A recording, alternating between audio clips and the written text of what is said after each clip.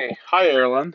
Um, Question 29 in the assignment says to write an equation of a line whose graph does not have an x-intercept. So this question is a simple question, and yet it's a very complicated question. So what we want to do is we want to write an equation of a line whose graph does not have an x-intercept. So I'm just going to show you something here. Okay, here's a line.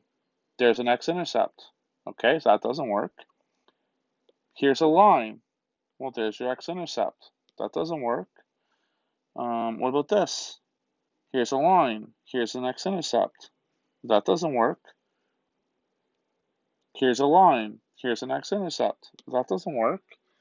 So what's an example of a line whose graph does not have an x-intercept? Well, what about this?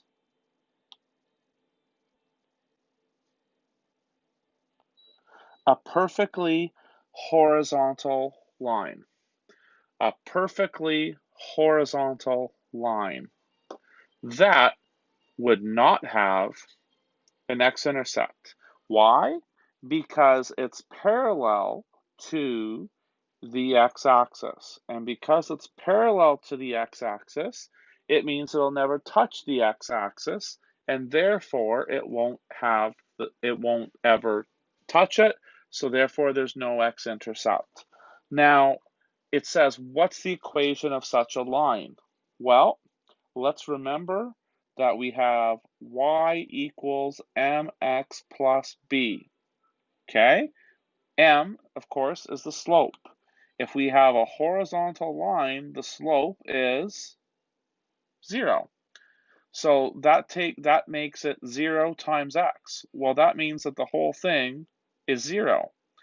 So it's going to be y equals whatever the y-intercept is. And quite honestly, the y-intercept could be anything we want it to be. Do we want this to be 6? Cool. Then the line y equals 6 is an equation of a line that would not have an x-intercept. At the same time, you could say to me that what about if we had an equation of a line that looked like this? Now this is below the x-axis, so we know that y is negative. So let's say that this right here is negative 3.